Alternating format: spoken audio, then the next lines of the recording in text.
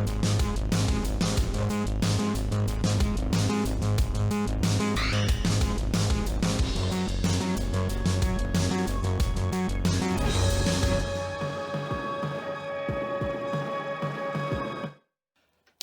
everyone, welcome to Toons. I'm Luke, and in today's episode I'm going to be doing our very first review of the Annecy Animation Festival as I review Nahuel and the Magic Book. So Nahuel is a boy who is scared of the sea, where his dad works on a boat at the sea, so this is a bit of a problem for him. But then he comes across the magic book which will help him with his fears of the sea. However, an evil sorcerer also wants this book to help with his evil magic. And so he goes after Nahuel to get the book and ends up kidnapping his father. So Nahuel then has to go on an adventure to rescue his father, and he makes some friends along the way, including a love interest and a man who wants revenge on the sorcerer for turning him into a wolf. I mean, I really enjoyed this film. It is obviously a children's film, and although there's nothing wrong with that, I do think that's something you need to know going in. That's definitely the audience, and once you accept that, I think you are able to enjoy the film. I mean, it's a fairly simple story, but it's a nice one, and I think children will enjoy it, and I think it's suitable for the whole family to watch. However, having said that, the film isn't perfect.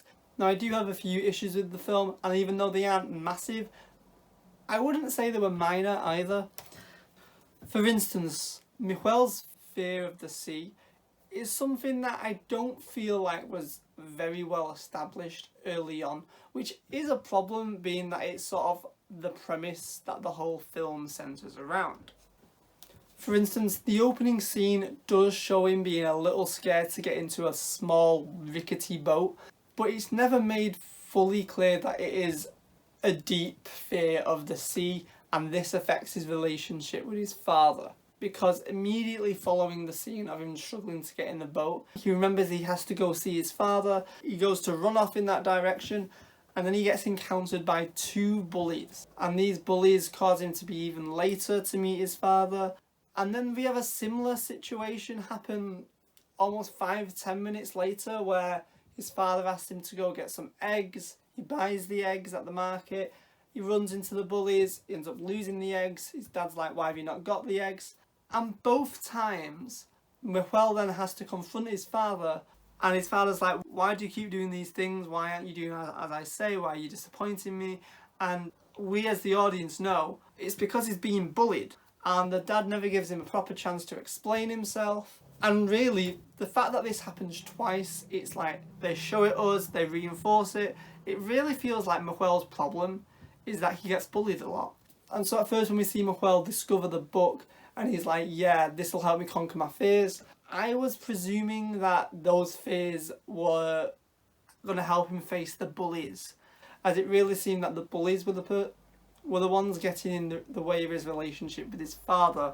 And in both occasions, it never really seemed to be the sea. Even though, yes, they'd established he was slightly scared of it, it wasn't quite clear that that is why his relationship was strained with his father, because both instances that they gave as an example, his fear of the sea didn't really seem to factor in. So I do think that was definitely an odd thing. Once he'd got the book, once he'd used his like little spell, he was able to overcome his fear of the sea, and he was able to join his father on the boat, which then set off all the events of his father being kidnapped. And this is the whole crux that the film centres on. He wants to get his father back from the sorcerer, but he doesn't want to trade the book because he doesn't want to become scared of the sea again. And it's just one of those things, it all falls a little flat, particularly for me. It never felt like his fear of the sea was the real problem. And additionally, the bullies never come back, despite the fact that we see them taunt him twice towards the start of the film. There's no like revelation at the end. He doesn't stand up to the bullies in any way. The film ends not long after he finds his father. It is just sort of a thread that doesn't really go anywhere, the bullies. They appear twice at the start of the film, and then they just sort of disappear as he goes off on his adventure.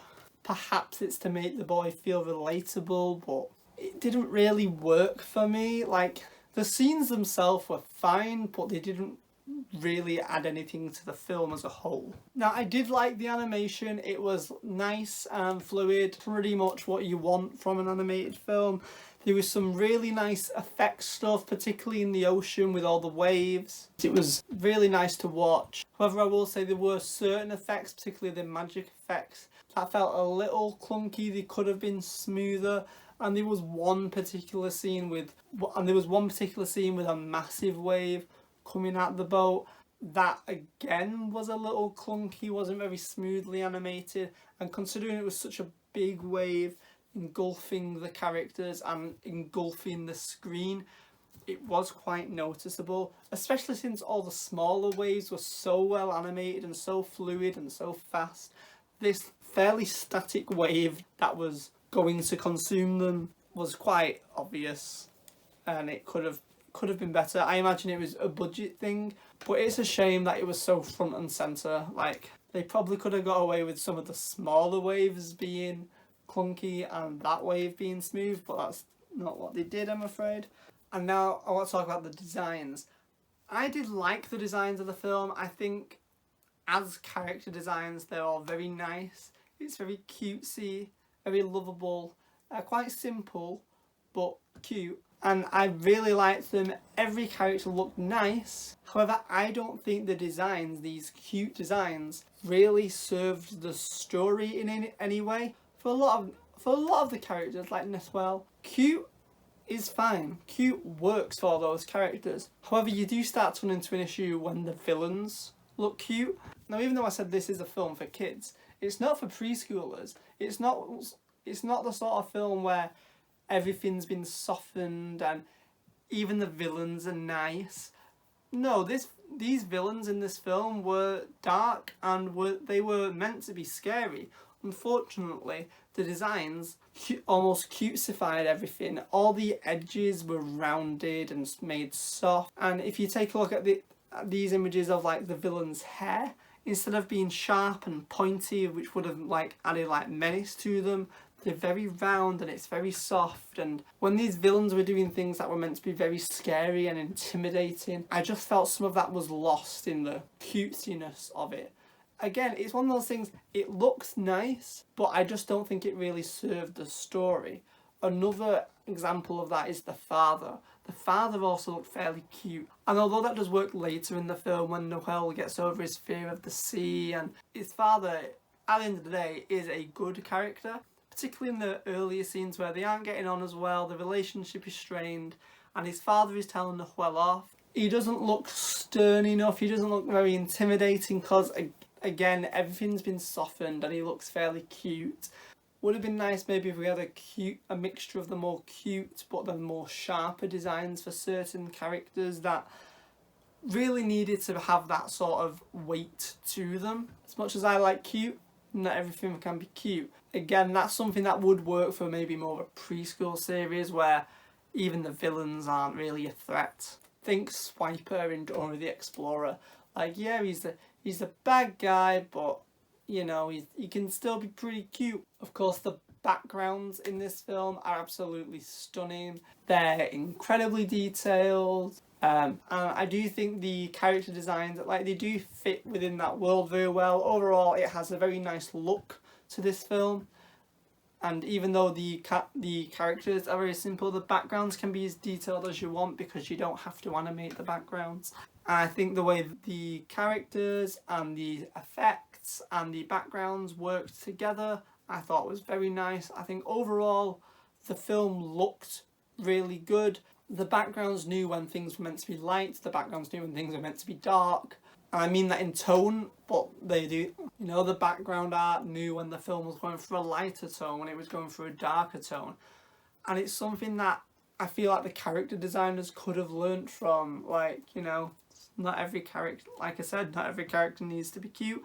Not every environment needs to be cute, and they weren't. Some of them were scary, and some of the animation could have been scary. But, you know, I've said enough about the designs.